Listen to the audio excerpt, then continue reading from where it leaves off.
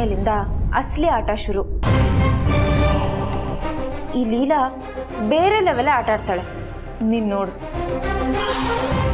ಲೀಲಾ, ಲೀಲಾ. ಅಪ್ಪ, ನಿಮ್ಮ ಅಳಿಯಂದ್ರೆ ಕರಿತಾ ಇದ್ದಾರೆ. ಅಳಿಯಂದ್ರು ಅಂದ್ರೆ? ಹೋಗೆ, ನಂಗೆ ನಾಚಿಕೆ ಆಗುತ್ತೆ. ಇರ್ಲಿ ಹೇಳಕ್ಕ. ಅದೇ ಕಣೆ, ನಿಮ್ಮ ಭಾವ ಅಂದ್ರೆ ನನ್ನ ಗಂಡ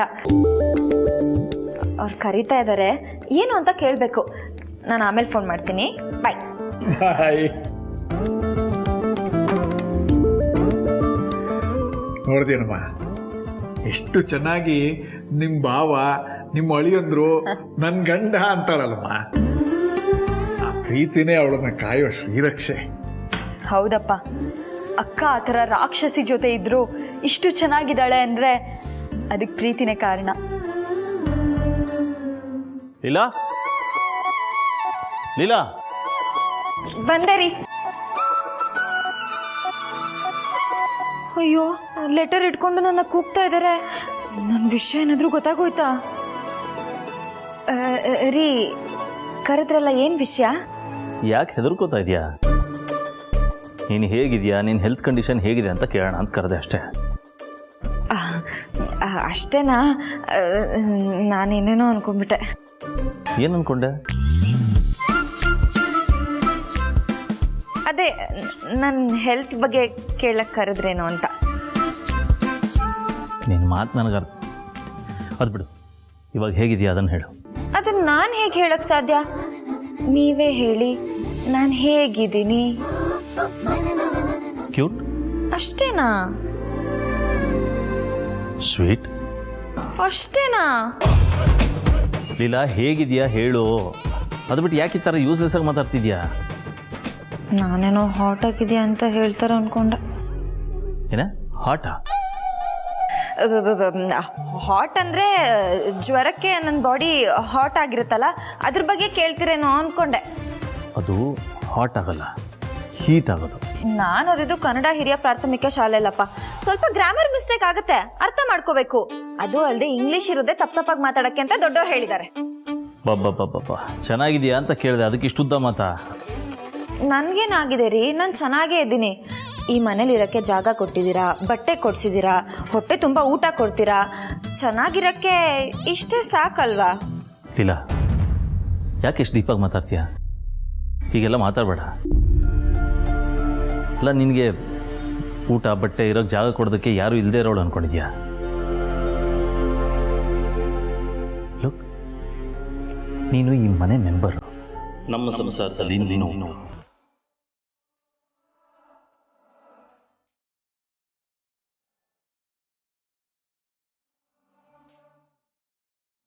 ಈ ಮನೆಯಲ್ಲಿ ನೀನೊಬ್ಳು ಸದಸ್ಯೆ.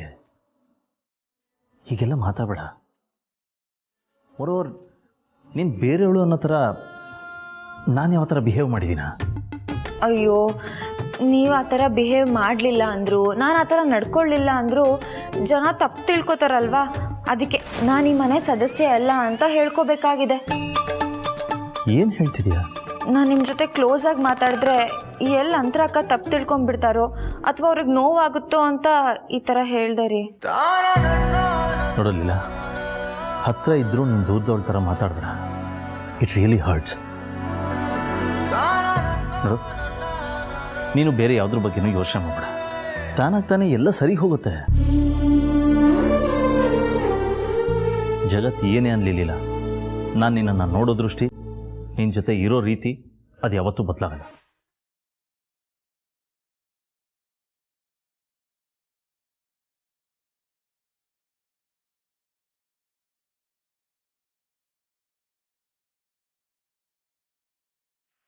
ರೀ, ಅದೇನದು ಲೆಟರು? ಯಾವುದೋ ಅಫಿಷಿಯಲ್ ಲೆಟರ್. ನಾ ಆಮೇಲೆ ನೋಡ್ತೀನಿ ಬಿಡು. ಅದನ್ನ ನೋಡಿದ್ರೆ ಅಫಿಷಿಯಲ್ ಲೆಟರ್ ಥರ ಕಾಣಿಸ್ತಿಲ್ಲ, ಏನೋ ಪರ್ಸನಲ್ ಲೆಟರ್ ಇರ್ಬೋದು. ಓದಿ, ಓಪನ್ ಮಾಡಿ ಓದಿ. ಏನಿಲ್ಲ, ಆಮೇಲೆ ನೋಡ್ತೀನಿ ಬಿಡು. ಅಯ್ಯೋ, ನಿಮ್ಗೆ ಎಷ್ಟೊಂದು ಕೆಲಸ ಇರುತ್ತೆ. ಈ ಲೆಟರ್ ಓದೋಕ್ಕೆ ಟೈಮ್ ಇರುತ್ತೆ, ನಾನೇ ಓದ್ತೀನಿ. ಕೊಡಿ ಕೊಡಿ ರೀ, ಬೆಳದಿಂಗಳ ಬಾಲೆ ಅಂತ ಬರ್ದಿದೆ, ನಾನು ಹೋಗ್ತೀನಿ.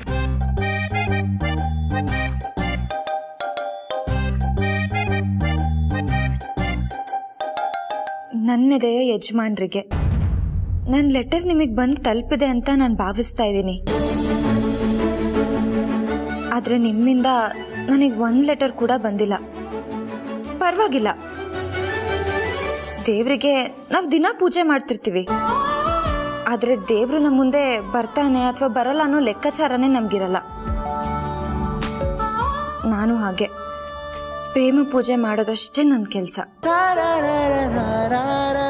ಯಜಮಾನ್ರೆ, ನಿಮ್ಮ ಕಣ್ಣಲ್ಲಿ ಕಣ್ಣಿಟ್ಟು ನೋಡ್ಬೇಕನ್ನಿಸ್ತಾ ಇದೆ. ಆ ಬಿಂಬದಲ್ಲಿ ನಾನು ಖುಷಿ ಕಾಣೋ ಆಸೆ. ನಿಮ್ಗಿದೆಲ್ಲ ವಿಚಿತ್ರ ಅನ್ಸ್ಬೋದು, ಚೈಲ್ಡಿಶ್ ಅನ್ಸ್ಬೋದು, ಅಥವಾ ಏನೋ ಅನ್ಸ್ದೇನೋ ಇರ್ಬೋದು. ಆದರೆ ನಾನು ಈ ಲೆಟರಲ್ಲಿ ಬರೆದಿರೋ ಪ್ರತಿ ಒಂದು ಪದಕ್ಕೂ ಅರ್ಥ ಇದೆ. ಪೇಪರ್ಗೆ ತೂಕ ಇರಲ್ಲ, ಗಾಳಿಗೆ ಹಾರೋಗ್ಬಿಡುತ್ತೆ. ಆದರೆ ನಾನು ಬರೆದಿರೋ ಈ ಪ್ರೇಮ ಪತ್ರಕ್ಕೆ ತುಂಬ ತೂಕ ಇದೆ. ಯಾಕೆ ಹೇಳಿ? ಇದರಲ್ಲಿ ಬರೆದಿರೋದು ನಿಮ್ಮ ಹೆಸರು.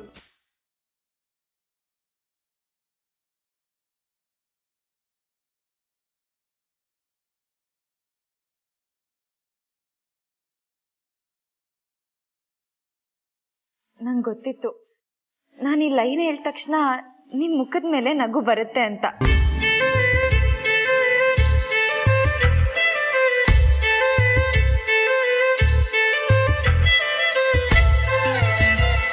ಪರವಾಗಿಲ್ಲ, ನಗಿ. ನೀವು ನಕ್ರೆ ನಗುಗೆ ಒಂದು ಕಳೆ ಬರುತ್ತೆ ಅಂತ ಬರ್ದಿದೆ. ನೀವು ನನಗೆ ಸಿಗಲೇಬೇಕು ಅಂತ ನಾನು ಕೇಳ್ಕೊಳ್ಳಲ್ಲ. ಆದರೆ ನನ್ನ ಜೀವನದಲ್ಲಿ ಮುಂದೊಂದು ದಿನ ನೀನು ನನ್ನ ಎದುರಿಗೆ ಸಿಕ್ಕಿದ್ರೆ ನನ್ನ ಜೀವನ ಸಾರ್ಥಕ ಆಗಿದೆ ಅಂತ ನಾನು ಅನ್ಕೋತೀನಿ. ನಾನು ಹುಟ್ಕೊಂಡು ಸಾರ್ಥಕತೆ ಕೊಡೋಕ್ಕೆ ನಿಮ್ಮಿಂದ ಮಾತ್ರ ಸಾಧ್ಯ. ಯಾವುದೇ ರೋಗಕ್ಕಾದರೂ ಅದಕ್ಕೆ ಅದರದೇ ಆದ ಔಷಧಿ ಇರುತ್ತೆ. ಆದರೆ ಈ ನನ್ನ ಪ್ರೇಮ ರೋಗಕ್ಕೆ ನೀವೇ ನನ್ನ ಔಷಧಿ. ನನಗೆ ನೀವು ಸಿಗಬೇಕು ಅಂತ ನಾನು ಬಯಸಿದ್ರೆ ಅದು ನನ್ನ ಪ್ರೀತಿಯ ಗೆಲುವಾಗುತ್ತೆ. ಆದರೆ ನಿಮ್ಮ ಖುಷಿಗೆ ನಾನು ಬೇಕು ಅಂತ ನೀವು ಬಯಸಿದ್ರೆ ಅದು ನಮ್ಮಿಬ್ಬರ ಪ್ರೀತಿಯ ಗೆಲುವಾಗುತ್ತೆ. ನನಗೆ ಸ್ವರ್ಗ ಬೇಕಿಲ್ಲ, ನಿಮ್ಮ ಸ್ನೇಹ ಸಿಗುತ್ತೆ ಅನ್ನೋ ವಿಶ್ವಾಸ ನನಗಿದೆ. ಕನಸುಗಳು ಬೇಕಿಲ್ಲ, ನೀವಾಗಲೇ ನನ್ನ ಮನಸ್ಸಲ್ಲಿದ್ದೀರಾ.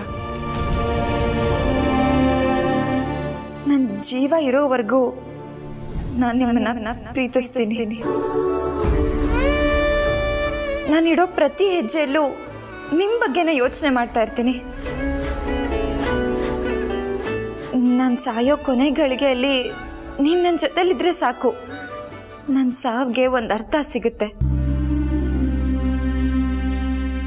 ಬದುಕಿಗೆ ವಿರಾಮ ಸಿಗುತ್ತೆ. ಆ ವಿರಾಮ ಈ ರಾಮ್ನಿಂದಾನೇ ಸಿಗಬೇಕು. ಈ ರಾಮ್ನಿಂದಾನೇ ಅದು ಸಾಧ್ಯ.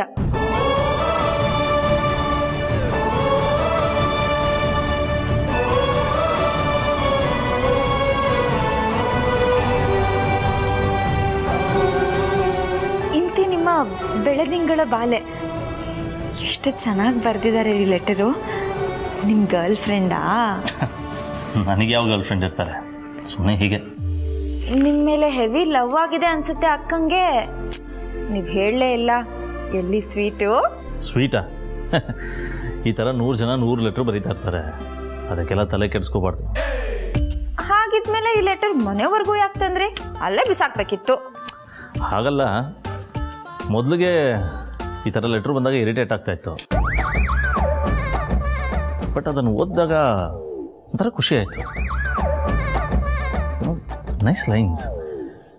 ಜಗತ್ತಲ್ಲಿ ಇವತ್ತಿಗೂ ಟ್ರೂ ಲವ್ ಇದೆ ಅನ್ನೋದು ನೋಡಿ ಒಂಥರ ಹೆಮ್ಮೆ ಅನ್ನಿಸ್ತು, ಖುಷಿ ಅನ್ನಿಸ್ತು ಅಷ್ಟೇ. ಹೌದಾ? ಇನ್ನೊಂದ್ಸಲಿ ಓದ್ತೀನಿ.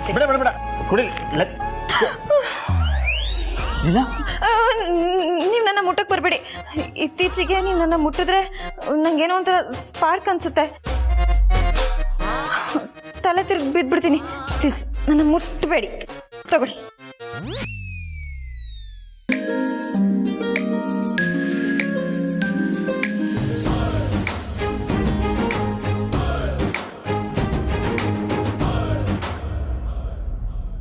ನೋಡಿ, ನಾನು ನಿನ್ ತಡ್ಕೊಳ್ಳೋ ಸ್ಥಿತಿಲಿ ಇಲ್ವೇ ಇಲ್ಲ. ನೀವುಗಳು ಏನೋ ಮಾಡ್ತಾನೆ ಇಲ್ವಲ್ಲ, ಒಳ್ಳೆ ಅಡ್ಗುಲಜ್ಜಿ ಕಾಲ್ದವ್ರ ತರ ಇದ್ದೀರಾ. ಅಜ್ಜಿ, ನೀವೇ ಮಾತು ಹೇಳ್ತಿದ್ದೀರಾ? ನಾನು ಅಜ್ಜಿ ಆಗ್ಬಿಟ್ರೆ ಫಾಸ್ಟ್ ಆಗಿರ್ಬಾರ್ದಾ? ನಾನೊಂಥರ ಹಳೆ ವೈನ್ ಬಾಟಲ್ನಲ್ಲಿ ಹೊಸ ವೈನ್ ತುಂಬಿಸಿರೋ ಹೊಸ ಜನರೇಷನ್ ಅಜ್ಜಿ. ನನಗೆಲ್ಲ 5G ಸ್ಪೀಡಲ್ಲೇ ಆಗಬೇಕು. ಅದೇನ್ ಬೇಕು ಅಂತ ಕೇಳಿದ್ರೆ ನಾವು ಕೇಳ್ತೀವಪ್ಪ. ಎಷ್ಟು ಸಲ ಹೇಳಬೇಕು ನನ್ನ ಮಗ ಸೊಸೆನ ಒಂದ್ ಮಾಡೋದಕ್ಕೆ ನೀವುಗಳು ತಯಾರಿ ಮಾಡ್ಕೋಬೇಕು ಅಂತ. ಒಂದ್ ದಿನಕ್ಕಾದ್ರೂ ನೀವುಗಳು ಕೂತ್ಕೊಂಡು ಕೆಲಸ ಮಾಡಿದ್ ನಾನು ನೋಡೇ ಇಲ್ಲ. ಅಜ್ಜಿ, ಅದೇನ್ ಪಕ್ಕದ ಮನೆಗೆ ಹೋಗಿ ಹಾಲ್ಗೆ ಹೆಪ್ಪಕ್ಕೆ ಮೊಸರು ತಗೊಂಬರೋಷ್ಟು ಈಸಿ ಅನ್ಕೊಂಡ್ಬಿಟ್ಟಿದ್ದೀರಾ? ಲವ್ ಅಜ್ಜಿ, ಲವ್. ಅದು ಮಾಡ್ಸೋದಲ್ಲ, ಆಗೋದು. ಆಗೋದು ಅಂತಾನೆ ಇದ್ರೆ ನನ್ನ ಮಗ ಸೊಸೆ ಒಂದಾಗೋದು ಯಾವಾಗ ಅಂತ ನೋಡಿದ್ರೆ ಲೀಲಾನ ಉರ್ಸೋ ಹಾಗೆ ಮಾತಾಡ್ತಿರ್ತಾಳೆ. ಹ್ಞೂ ಅಜ್ಜಿ, ಮೊದ್ಲೇನು ಅನಿಸ್ತಿರ್ಲಿಲ್ಲ. ಆದ್ರೆ ಇತ್ತೀಚೆಗೆ ಅಂತರ ಮೇಡಮ್ ಮಾಡೋ ಪ್ರತಿ ಮಾತನ್ನು ನಾನು ಅಬ್ಸರ್ವ್ ಮಾಡ್ತಿದ್ದೀನಿ. ಅವ್ರು ಲೀಲಾ ಮೇಡಮ್ಗೆ ಬೇಕು ಬೇಕು ಅಂತ ಟಾಂಗ್ ಕೊಡೋ ಥರ ಮಾತಾಡ್ತಾರೆ. ಅದಕ್ಕೆ ಹೇಳ್ತಾ ಇರೋದು ಏನಾದ್ರೂ ಬೇಗ ಪ್ಲಾನ್ ಮಾಡಿ ಅಂತ. ಯಾವ ತರ ಅಂತ ಹೇಳಿದ್ರೆ ನಾವು ರೆಡಿ ಮಾಡ್ಕೋತೀವಪ್ಪ. ಅವತ್ತು ರಾಮ್ ಅಂತ್ರನ ಹೊರಗೆ ಕರ್ಕೊಂಡು ಹೋಗಿದ್ದ. ಲೀಲಾ ಎದುರಿಗೆ ಬಂದಾಗ ಅಂತ್ರ ಲೀಲಾನು ಜೊತೆಗೆ ಬಾ ಅಂತ ಕರೆದ್ಲು. ಅವಾಗ ರಾಮ್ ಏನಂದಿದ್ದ? ನೋ ಅಂತರ, ನಾವಿಬ್ರು ಹೋಗ್ಬೇಕಾದ್ರೆ ನಮ್ಮಿಬ್ರ ಮಧ್ಯೆ ಯಾರು ಬರಬಾರ್ದು ಅಂತ ಅಂದ್ರು. ಕರೆಕ್ಟ್. ಅವತ್ತು ಎಷ್ಟು ಬೇಜಾರಾಯ್ತು ಗೊತ್ತಾ? ನೋಡಿದ್ರಾ, ನಿಮ್ಗೆ ಎಷ್ಟು ನೋವಾಗಿರ್ಬೇಕಾದ್ರೆ ಪಾಪ ನನ್ನ ಸೊಸೆಗೆ ಎಷ್ಟು ನೋವಾಗಿರ್ಬೇಕು. ಅದಕ್ಕೆ ಇವಾಗ ಏನು ಮಾಡೋಣ ಅಂತಂದ್ರೆ, ರಾಮ್ ಅಂತ್ರ ಎದುರಿಗೆ ಲೀಲಾನ ಹೊರಗೆ ಕರ್ಕೊಂಡು ಹೋಗ್ಬೇಕು. ಅಂತ್ರನ ಲೀಲಾ ನೀನು ಜೊತೆಗೆ ಬಾ ಅಂತ ಕರಿಬೇಕು. ಆಗ ರಾಮ್ ಬೇಡ ಬೇಡ ನಾವಿಬ್ರೇ ಹೋಗೋಣ ಅಂತ ಲೀಲಾಗೆ ಹೇಳ್ಬೇಕು. ಇದು ಪ್ಲಾನ್. ಅಜ್ಜಿ, ಇದು ಪ್ಲಾನ್ ಅಲ್ಲ, ಪ್ಲಾನಿಗೆ ವರ್ಕ್ ಆಗ್ಬೇಕು ಅನ್ನೋ ಸ್ಕ್ರಿಪ್ಟ್. ನೀವುಗಳೆಲ್ಲ ಇರೋದು ಯಾಕೆ? ಎಲ್ಲಿ ಆ ತರಲೆ ವಿಶ್ವರು? ನೀವುಗಳೆಲ್ಲ ಸೇರ್ಕೊಂಡು ಪ್ಲಾನ್ ಮಾಡಿ. ಒಟ್ಟಲ್ಲಿ ನನ್ನ ಮಗ ಸೊಸೆ ಹೊರಗಡೆ ಹೋಗಬೇಕು, ಅದನ್ನ ನೋಡಿ ಅಂತರ ಉರ್ಕೋಬೇಕು ಅಷ್ಟೆ. ವಿಶ್ವರೂಪ ಯಾಕೆ? ನಾವೇ ಇದೀವಲ್ಲ. ನನ್ನ ಹತ್ರ ಒಂದು ಐಡಿಯಾ ಇದೆ. ಏನದು? ಇಲ್ಲಿ ಗೋಡೆಗಳಿಗೂ ಕಿವಿಗಳಿರುತ್ತೆ, ಹತ್ರ ಬನ್ನಿ ಹೇಳ್ತೀನಿ.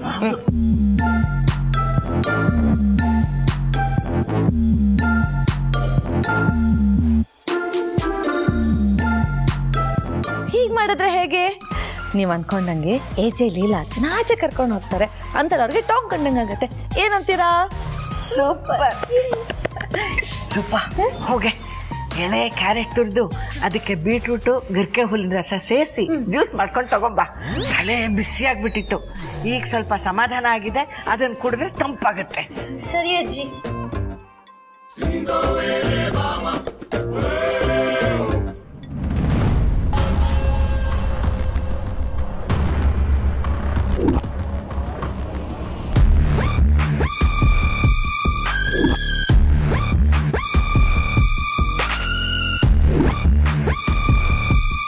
ಪ್ರಾರ್ಥನಾ, ನೀರಿಗೆ ಕಲ್ಲು ಬಿದ್ದಾಗ ಕಂಪನ ಆಗುತ್ತಂತೆ. ಅದೇ ಭೂಕಂಪ ಆದಾಗ ಸಮುದ್ರನೇ ಮೇಲೆದ್ದು ಸುನಾಮಿ ಆಗುತ್ತಂತೆ. ಆ ಸುನಾಮಿ ಜೊತೆಗೆ ಸುಂಟ್ರ ಗಾಳಿನೂ ಸೇರಿಸಿ ಕೊಡ್ತೀನಿ, ನೋಡ್ತಾ ಇರು.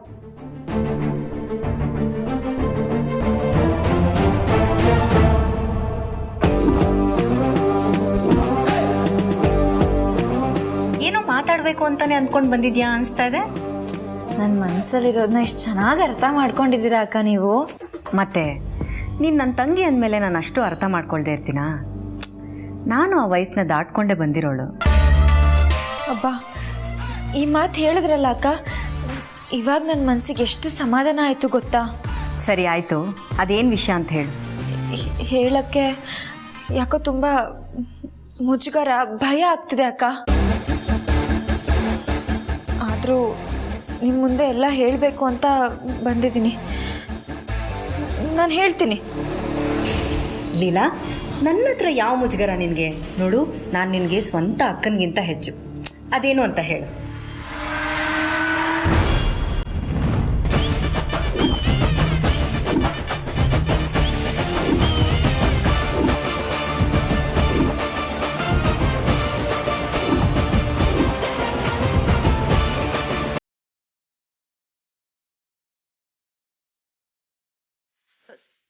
ಚಾಕು ಯಾಕೆ ತಂದಿದ್ಯಾ ಲೀಲಾ? ಏನಾಯ್ತು? ನೀವು ಮೊದಲು ತಗೊಳ್ಳಿ ಅಕ್ಕ, ನಾನು ಹೇಳ್ತೀನಿ. ತಗೊಳ್ಳಿ. ಏನು ಅಂತನಾದ್ರೂ ಹೇಳು. ನೀವು ಮೊದಲು ತಗೊಳ್ಳಿ ಅಕ್ಕ, ತಗೊಳ್ಳಿ, ಹಿಡ್ಕೊಳ್ಳಿ. ಈ ಚಾಕುವಿಂದ ನನ್ನ ಕುತ್ತಿಗೆನ ಕುಯ್ದುಬಿಡಿ.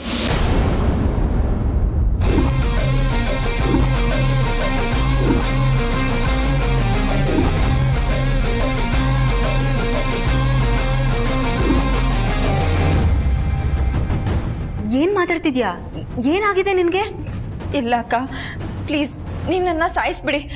ನನ್ನ ಸಾವಿಗೆ ನಾನೇ ಕಾರಣ ಅಂತ ಬರೆದಿಡ್ತೀನಿ. ಚಾಕು ತಗೊಳ್ಳಿ, ನನ್ನ ಸಾಯಿಸಿ.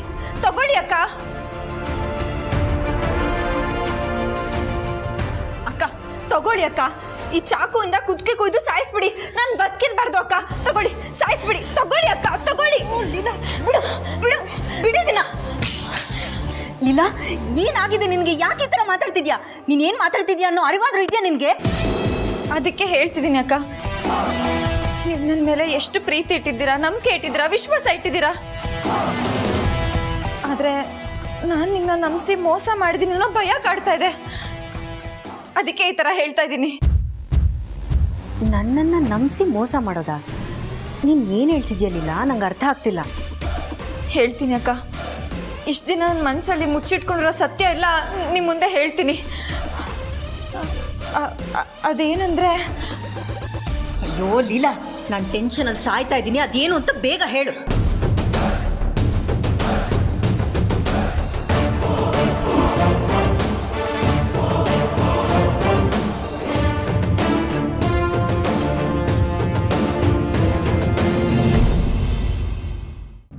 ಇದೆಲ್ಲ ಆಗಿದ್ದು ನಿಮ್ಮಿಂದ ಅಕ್ಕ.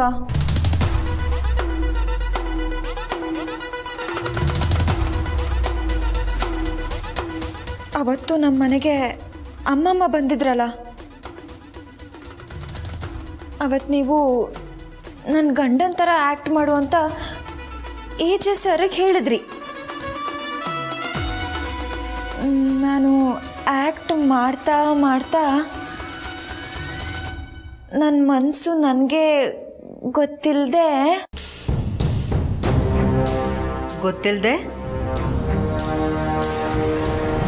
ಅವ್ರ ಕಡೆ ವಾಲ್ಬಿಡ್ತು ಅಕ್ಕ.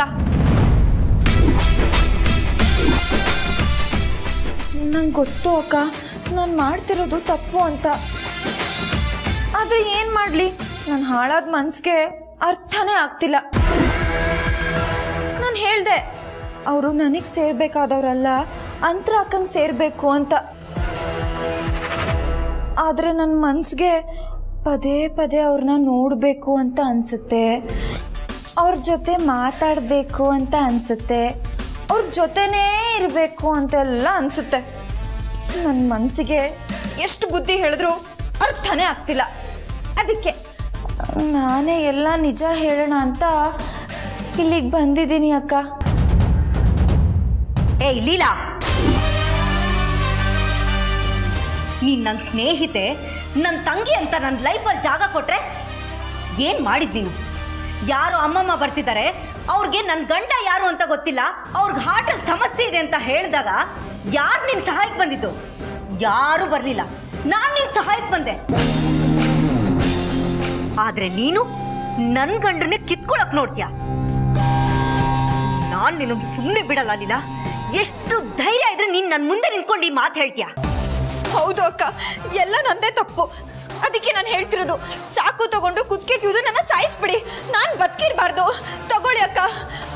ನಿಮಗೆ ಅನ್ಯಾಯ ಆಗಬಾರ್ದು ಅಂತ ನಾನು ನಿಜ ಹೇಳಕ್ ಬಂದ್ನಲ್ಲ, ಅದು ನನ್ನ ದೊಡ್ಡ ತಪ್ಪು. ನಾನು ಹೇಳ್ದೇನೂ ಇರ್ಬೋದಿತ್ತು ಅಲ್ವಾ ಅಕ್ಕ? ಅದಕ್ಕೆ ನಾನು ಹೇಳ್ತಾ ಇರೋದು, ತಗೊಳ್ಳಿ, ಈ ಚಾಕು ತಗೊಂಡು ನನ್ನ ಸಾಯಿಸ್ಬಿಡಿ. ತಗೊಳ್ಳಿ ಅಕ್ಕ, ತಗೊಳ್ಳಿ, ಸಾಯಿಸ್ಬಿಡಿ, ಪ್ಲೀಸ್ ಸಾಯಿಸ್ಬಿಡಿ ಅಕ್ಕ.